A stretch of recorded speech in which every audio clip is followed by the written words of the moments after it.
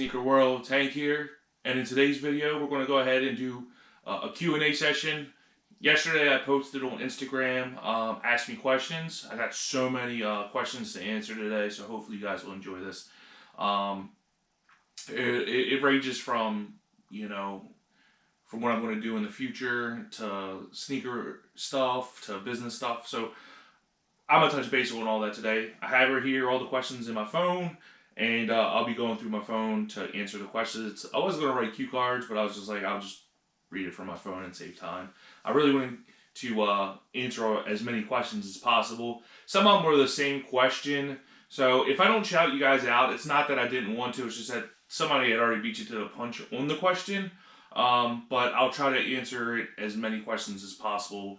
And hopefully this is informative for you guys. I want to do something different. Like I said, I know you guys wanted to know a little bit more about me, so this is the opportunity today. And I'm always okay with sharing as much information as possible. So let's get into it. First question was from LaKendra in Pennsylvania.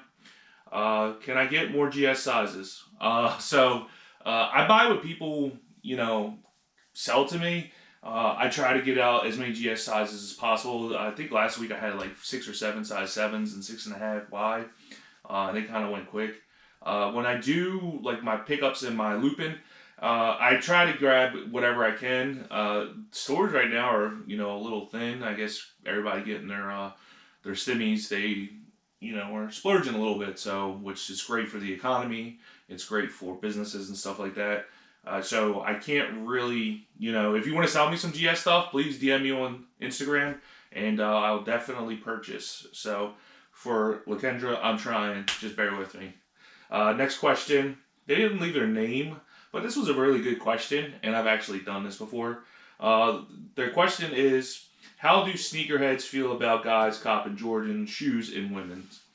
I've done it before. I've had the ice blue 8s. I've had the ice green 10s, the silver toes I've had recently, so it's not a bad thing. I mean, as long as the color's alright. I mean, I've had shoes that had a little bit of pink in it, but it's a Jordan, if your outfit complements that particular shoe that's in a women's size, then by all means wear it. I am looking for the Starfish 4s in a size 12 women's, because that black and orange color, I'm from Baltimore, the Orioles, so it all kind of collabs together, but I don't see a problem with it, so I don't, you rock what you like. I know I do. I wouldn't have a problem with it, so. Next question. This is from Eric James in the Philippines. Shout out to the international people. Thank you for tuning in. I really appreciate it. It says, when do I plan on shipping international? I have to set up a PayPal account. I really haven't done it right now. That's the only way I can accept international payments is through PayPal. But it's just, again, if you watched the previous video, I griped about PayPal. So I am also in the early stages of making a website, working out some deals. So it's just a matter of time. So bear with me on that. I'll be glad to take payments globally. I would love to ship internationally. It's just I'm just getting into things again and trying to start back up on my own. So just bear with me, but I will be soon. Tom from Germany writes, what is your favorite sneaker based on the history of the shoe? First of all, Tom is from Germany. Guten Tag. I can speak fluent German for those who don't know, but I like to toot my own horn on that, but I've never needed to use it, and I've, learned German like 10, 12 years ago, so. But anyway, my favorite shoe of all time is the Jordan 6. I just think it's just a nice, iconic shoe, in my opinion. More specifically, the black infrared 6. I really like that shoe. I would wear it. I actually got a pair. I've showed you in my collection video, and I have this different silhouettes of the Jordan 6, so I can't complain on that shoe. Love that shoe. That is my favorite shoe of all time, is specifically the black infrared Jordan 6. That was when I was younger, I've always wanted that shoe. And, now that I'm older, I can afford to grab it. I grabbed myself a pair, so it would definitely be the Jordan 6. Marlon from California says, thoughts on bots and their place in the sneaker game? First of all, I hate bots because I'm an old school guy. I'm used to walking into the store and being able to buy it off the shelf if it's there. Nowadays, it's bots and Raffles and all this stuff, and you got to jump through hoops, loops, and scoops to try to get this shoe, and it's just it's annoying, you know. Back when I was reselling in the early days, it was a little bit more convenient. I mean, I think there's a couple documentaries on Netflix that I've watched where they were talking about like you can just, you know, it's word of mouth. Hey, the store's getting this shoe and this is how many they're getting, you know, and you would be able to just connect that way with people, and you know you connected with people in the store to let you know it's just a lot into it. Bots though, thumbs down for me. I don't like them. I'm probably would never use a bot. So, and I think people that do use a bot, it's just a cheating way in the game. Like it's not fun. So you can roast me in the comments below. I'm okay with that. But you know, I'm just not a fan of bots. I know it's a part of the game where you need to make money, but it's like you're fast tracking yourself. It's not, grind hard, meet people, meet connections, all that stuff. So that's what I'm about. Brenda from Nevada, which I believe I met her. Wink, wink. How does it feel doing your own thing again? I love sneakers. I love the culture. I love just vibing with people. And doing it on my own again, it's really fun. I never missed a beat. I been doing this for years. It's just now I'm doing it, on my own again. I started really heavy last year. My wife, as you may know, really supported the idea and said, go ahead and chase my dream and want to be my own sneaker business. And she was really, pleased that I had to, kind of talk to her about it and bring up like a proposal and stuff like that to make sure she's comfortable with that. She said, go ahead and do it. And obviously you got to grind hard, and the grinding is paying off. Everybody sees, I try to, like I said, I message everybody. I communicate with everybody. Like I love vibing with people, talking to people. And I do it all day and all night, and it's just so fun. I enjoy it. I love, today I'm trying to meet up with people. So, and that's what's great about it. So it's the sneaker culture. You can meet so many different people, so many different walks of life, and no pun intended with the walking part, but shoes. But that's a corny joke, I know. But it's just fun. I love doing this, and I would never stop doing this as long as I'm able to. Like I'm just gonna grind hard at this, and you guys will see, and hopefully in the long term it'll pay off for me. So Ricky from California asks, what is the biggest plans for the future? So right now I'm trying to, I'm in the early stages of trying to open up a shop. Obviously location is everything. I am trying to work on a website. I've actually gotten a few offers. So I'm trying to get all that together and try to make sure I'm making an impact in the sneaker community. But everything is just timing. I'm learning this YouTube stuff, as you guys can see. I've been getting a lot of suggestions and positive comments and just things I need to do. So I recognize that, and I'm working on that as well. Obviously, inventory is a big factor as well. I need people to sell me stuff. I've been running out of inventory almost. I think I got like 5 pairs as of right now. I do have a couple orders coming in, but you know how the post office is. They like to drag their feet on getting you guys your packages. But so it's just that, like, I there's so much I want to do, and I'm actually working on it. It's just timing, that's all. So just bear with me. I will update you guys as my journey. I will update you in my journey as it goes along, so you have nothing to worry about there. RJ from Virginia asks, is reselling my full-time job? As of right now, yes. Reselling is my full-time job. Me and my wife, pretty much split the bills. That's how it is when you're in a marriage. And I respect that. She told me I need to make sure the house comes before anything. And I respect that. So therefore, I need to make sure I'm grinding every day to get every dollar I can, making good deals, making sure I can reinvest as well as take care of the household. I can't let my house fail, because if my house fails, everything fails. So just a little bit of a business tip, make sure you take care of home before you take care of anything else. But yeah, this is my full-time job, and I want it to be like that for the rest of my life. I love sneakers. I love the culture. Like I said, I love everything about it. Like, It's just such a down to earth culture. You can meet, like I said, people from different walks of life and just vibe with them. So another person didn't write their name, but that's cool. Oh, I'm sorry, they did actually. Ernesto from Chicago wrote, do you think anyone could ever be too old to be a sneakerhead? No. I've seen a lot more older people wearing Yeezys and Jordans, and I get a lot of DMs. They're saying in their mid-30s, early 40s, wanting to actually get into the sneaker game as well as purchase sneakers. So you're never too old. There's OGs I've talked to that have been doing it since the early 90s. So you can't never be too old to be in the sneaker game. Like, there's no age limit, you know. You can rock. I plan on wearing Jordans for the rest of my life, so there's no reason why, you know, there's no age limit. Now, I would say that there's certain limits, like I don't wear Supreme. Like I said, I do like this accessories, but I just think it's a cool concept. That's all. But like me wearing Supreme, like I'm too, you know, I like Nike. I like wearing Polo, but that's the only two I really wear. Wearing Supreme, I couldn't see myself wearing it. It's just me. So Neil from the UK, shout out from across the pond. Where do you see yourself in a year's time with your new gig? Again, kind of already answered that question, but like I really do want to open up a shop. Again, location is everything. I do want to have the website up and running by then. I want to, you know, I really want to have my YouTube channel blowing up as far as like just being very informative. I love giving information about the sneaker game. I get a ton of DMs asking me, should I do this? Should I do that? And I feel like I'm giving out like stock tips in a way because again, you know, the stock market and the sneaker market are similar.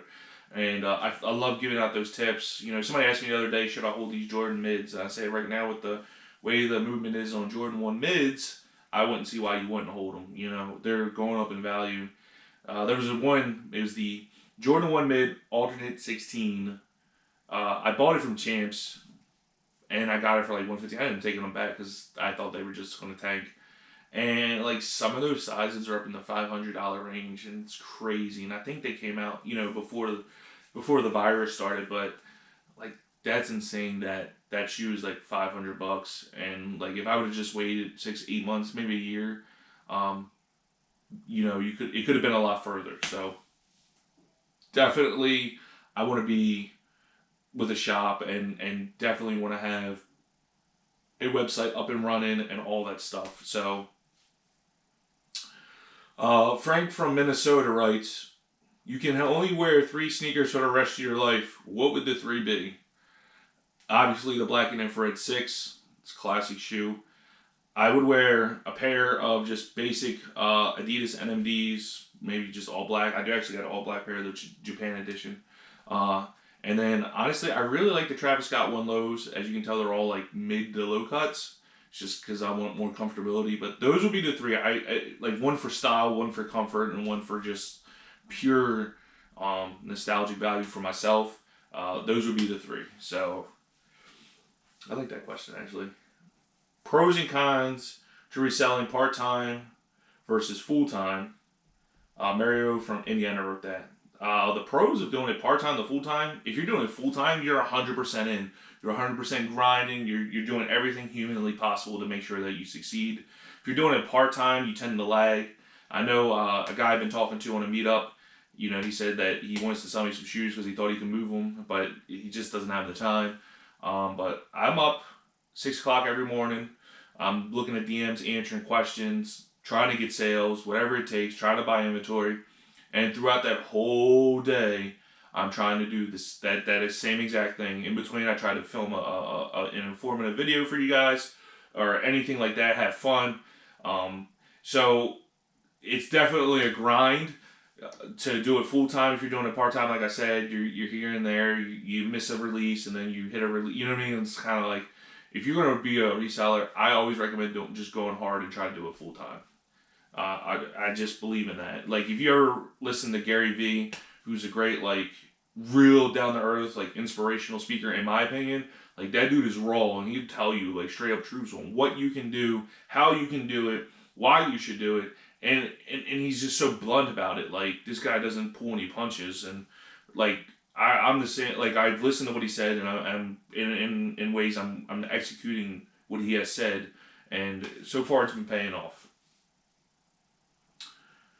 Somebody says, "What advice can I give to someone?" This is John from Illinois. What advice would I give to someone starting out on flipping sneakers? First of all, I would definitely, again, I've said it before, I'll say it again, get into Facebook groups, local, meet up with people, build a fan base, so to speak. I call it a fan base, but like build people, a nice, strong clientele. So when you want to buy something, you know, I've taken a couple losses on selling sneakers, but that client will come back, and I know they will, and that next one, I might have something they want where I can make a little bit more money than. But in the game, it's all about building your clientele, and your name is everything. You get caught with a fake shoe, you're done. That, and you got to be very careful when you're buying and when you're selling. You just don't want to screw yourself over getting ahead of yourself. You have to be very humble in the game and just grind hard again. Like, it's all about just building your clientele base, building people, meet people. It's easy to text somebody, but go to face-to-face transactions. Go to sneaker meetups and sneaker shows. I'm trying to actually go to one tomorrow. I'm supposed to go out on a dinner date with my wife, but she also said I can meet up with people in the Philly area. So I'm trying to get to the show. But try to do as many shows as possible. Tables are cheap. My very first show, I was at the Just Nice Sneaker Convention in Jersey, and I met a lot of cool people. And then to this day, they're actually still buying from me. So, which is really nice. And which, by the way, Justin, if you watch this, man, you gotta get one going. I'm so excited to do another event. I'm ready and I'm juiced up. That your events are so fire, and I always sell out quickly. So, but anyway, yeah, I would recommend doing that if you're going to start out. Just grind slow. If you're trying to do it on a budget, I would recommend going to Ross, Marshalls, Burlington, and you can make a lot of money buying from there. But that's a little bit more of a grind than me trying to get steals and deals. So somebody wrote they didn't write their name. Most profitable shoe I've ever sold. The most profitable shoe I've ever sold, I mean, the University Blues, I can say as of right now, that's the only one I can think of off the top of my head.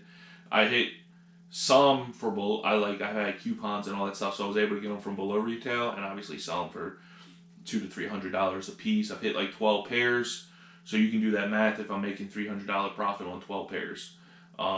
So can't complain on that. I found some Ross finds where I've sold them for like $200 profit as well. Not right when some of the stores opened up in my immediate area after the virus lockdown and all that stuff. I found some Kobe's that I sold for a decent amount on Goat, but I can say that there's a lot I have done because I just do my research. I make sure I find the right shoe and make sure I can be able to move it with a good profitability margin. Do you think online, this is Brian from California, writes, do you think Raffles will be inevitably replace a first come first serve? I think so. I think it's going to even get worse. Like limited edition Nikes like the Griffies are coming out. I think that's going to end up being part of it. Anything that has a resale value or a high resale value, it's going to be definitely be a issue. And trying to get them with a raffle and stuff like that. So, like, with free FLX accounts, just keep buying. Make sure you scan everything. Like, what I do is I make sure, like, if I'm buying my kids' shoes, I make sure I scan my FLX account. I go buy, like, my Nike tees, scan my FLX card. So just make sure you're gaining those points because I believe that they recognize that. And when they recognize that, that's how I'm able to acquire as many more pairs as I do. So, definitely, do your research and see where you can definitely, like, because I don't hit the sneakers raffles at all. I'm surprised I hit the medium Curry dunks, but I do really well on the FLX side of things. And I think with bots being so outrageous, like, everybody's going to do raffles and all that stuff soon. So it's just the way of the future, and they're just, making sure they're fair for everybody. Adam from Scotland wrote, you can only have one pair of shoes in your collection from a burning building. Which one? I gotta be honest with you. I'm saving my family before I save my shoes. So the shoes, I can always get the shoes again. So I'm gonna let them all go. Like if I gotta choose, that I'm just worried about myself and my family first, and then I can worry about everything else later on. And that's what's so great about insurance. You know, if I have insurance on my house, I can get them again with no problem. But I did like that question. That's the only reason why I answered it. Lewis from the DMV writes, since you're from the DMV, would you like to hear more on New Balance since I'm a New Balance guy? I'm not a fan of New Balance. I think I've owned like one pair of New Balances or like a blue suede 994, I believe, or 992. I'm not really a fan of New Balance. I like the Nikes, Adidas, Jordans. That's just what I like. I like Reeboks, like the D Brown pumps. I'm trying to get a pair. You know, I do like the Kamikaze, the Kamikaze 1s and 2s, but as far as New Balance, I'm not a New Balance guy. So, David from Arizona writes, I really want to start reselling. He's in high school, but don't know how to start. Just rewind this footage about 5 minutes, and it pretty much tells you how to do it. You know, focus on school first. Get your education. Education is huge and important this day and age. If you're really serious about reselling, learn business side of things. I went into, you know, engineering, and like I learned how to do blueprints and all that stuff, but I never used it. I realized that I'm better off in retail, customer service, and now to the point where I want to open up my own business, and I've had to learn, again, since, you know, 15 years, almost 20 years experience in the retail world and learning business side of things. It's definitely, so if you're in high school and you're watching this, definitely focus on school, get an education in business, learn business side of things. Sneaker reselling just will complement that very well. My man Zay from Baltimore, he's a cool dude. We did a trade, and I talk to him periodically. He's asking me if I'll open up my own sneaker store. Again, that's in the works. I'm really working on it. I'm trying.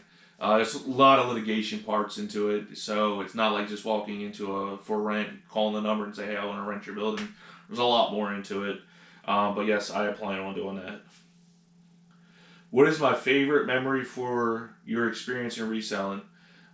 Steve from PA. My favorite, again, is sneaker shows. I love going to sneaker shows, setting up my tables, just hoping I can meet people, and then like I always like put a little box on my table so people can drop their cards in and whatever. So then like when the show is over, I could still reach out to those people in different ways and say, hey, you know, I got this for sale, that for sale, or what do you have for sale, and stuff like that. So, you know, and when people buy from me, you know, I ask, hey, are you a collector? You know, I try to get to know them a little bit more personally. So when the show is over, and I tell them, hey, give me a call if you want to buy something, or I give out my Instagram, whatever it is to keep generating business. It's all about having that retention. You want to keep making sure that you have repeat customers. Since I've started on my own again, I've had one person probably buy like 6 or 7 pairs of shoes. So like that's pretty dope that somebody's really invested in me, and they see, you know, good business future between us. So I can't complain there. Jason from Maryland writes, what is one thing you don't like about the sneaker culture? One thing I don't like about the sneaker culture, again, is the bots. I'm not a super fan of the bots. I like I said, I don't like jumping through hoops to get a pair of shoes. Like I'm used to like grinding, going to drive to different stores and going to the different malls and going to the mom and pop shops and trying to find those that diamond in the rough. But unfortunately, it's just the way the culture is, and I have to adapt with it. I can't change it, you know, as much as I would love to. I just kind of have to go with it. But that's probably one of the things, like, the thing I hate the worst is the bots. But it's part of the culture, so I have to make sure I got to do what I got to do to make sure I can combat that. So, JTL from California writes, what is the end goal for sneaker tech? And then he wrote storefront, question mark. Yes, storefront. I want to be able to give it formal information. I honestly want to teach classes on how to sneaker resell and stuff like that. I don't want to do it for money. I just want to do it because I want to inform people on how to be their own business person. And, you know, me and my wife kind of get into this disagreement on, not everybody can open up their own business, which is true. Somebody has to work for somebody at the end of the day. But I believe that, there are opportunities that can arise if you do the right things. So I recommend if you can open up a sneaker store or grind out to I've met a lot of people in different sneaker stores going to different cities, and it's just cool listening to their way of how they got to that point of having their sneaker store. But I want to do conventions. I want to do I want to host sneaker shows. Like, I want to go so far above and beyond just regular open up a storefront and sell sneakers for a living. Like I said, I want to teach classes and I want to be informative. I want to, I see everybody else doing those niches, but I want to bring it all under one umbrella. So that's my goal at the end of the day. I want to bring a new version of what these markets are, a StockX or a GOAT. I'm actually in talks to doing something like that. So I really like I said, I love the sneaker culture and I love everything about it. And I really want to grind hard to show you guys, new, old, and seasoned, whatever you are in the sneaker game, and really provide for you guys in any way, shape, or form. Next question is, what's my favorite Jordan 1? Rob from PA. My favorite Jordan 1 is, I'd say Shattered Backboards 1.0s. I like the core purple 1.0s, but I just like those classic silhouettes, simple silhouettes. I don't like all that craziness like the J Balvin's. It's a little too crazy for me. I do like the Dave White, but I think that's a mid. Roast me if you like, guys. I can't remember if it's a mid or a high, but just classic colorways like the Pine Green 1.0s, 2.0s, like those simple colorways that you can throw an outfit on with and kind of just rock is pretty cool with me. Let's see. I got a few left. Reyes didn't tell me where his state is. S is reselling hard. It can be hard. It can be strenuous at times. It can be stressful because, like right now, I'm not complaining. I'm running out of inventory, but the sales are faster than I can buy. The sales are faster than how the post office moves. So it's a little bit difficult, but at the end of the day, you have to figure out other ways to make sure you're getting in inventory and grinding on reselling. So in my spare time, I make informative videos for you guys. So hopefully, again, it helps and you guys can learn. Are there any other hobbies that you and your family do besides collecting shoes? This is Reed from Florida. Yeah, me and my wife like to travel a lot. I do like spend time with my kids. Before the virus, I actually was coaching football. Little league football. I love football. I actually used to play before I had a career-ending injury. And so that just family's everything to me. I tell every job I've ever worked at, anywhere I've ever been in my life, I say family over everything. So, and then at the end of the day, that's where I get the support from. I can tell you, Aubrey is my youngest daughter. She's just so infatuated with me being on YouTube, and she enjoyed watching me, and she tells me every day that she watched my new episode, and she actually wants to come on here and do a sneaker review with me, and she wants to learn. She wants to do reviews on toys, so she's asking me about stuff like that. But like me and my just the family in general, we like traveling, going out, hanging out. We love my oldest daughter Marissa. She was playing basketball, so. I went to every game. I actually used to leave work early to go. I would just leave to go watch her basketball games because, like I said, I want to be supportive of their, of their ventures just because they're just as supportive of me. But, yeah, so, the biggest hobby I have other than sneakers is definitely, spending time with my family, traveling with my family, and just exploring life and enjoying life and everything that has to come into it because at the end of the day, family is everything. So I like that question. That was a good question. I'm glad I can answer that one for you guys. Gentleman named Steven from Maine asks, is there any tips while living in a small rural area? I guess living in Maine, he lives in a small area. I can say that I live in, a small area. It's not as big, but I have Maryland, D.C., New York, Jersey, so I'm not too far away from these places. So I don't know how his area is, but if you can't sell in your area, branch out. Like I say, go into Facebook groups, Find big ones and ship to people and do it that way. That would be my next best suggestion. Do eBay. eBay is another thing you can use. I used to use eBay, but like I said, all these years of just having bad experiences on eBay, I'm just not a fan of it anymore. So if you're getting shoes at retail and you can sell them on StockX, go sell them on StockX and go. I mean, you're still making money at the end of the day. The end goal is to make money, but for me personally, it's meeting people.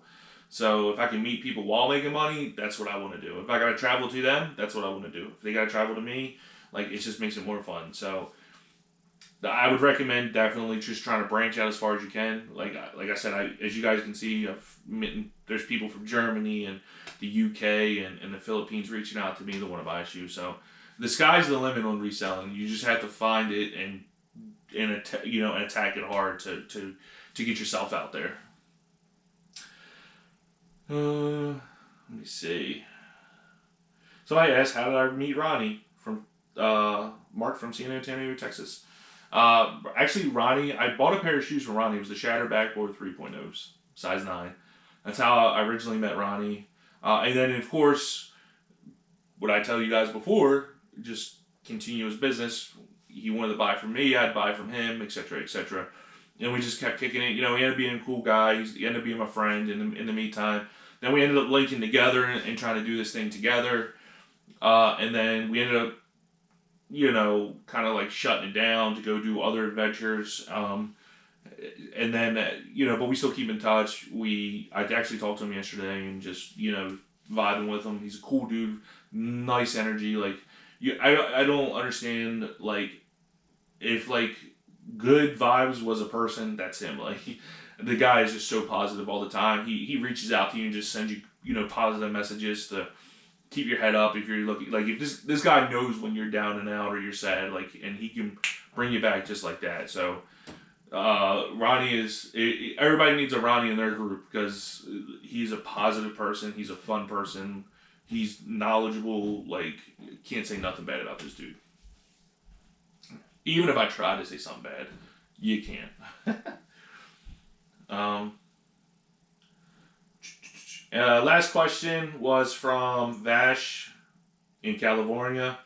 The better shoe to hold on the long term, University Blue ones or Carmine 6s. I think the University Blue ones jumped out at a high margin, just like the Mocha ones did.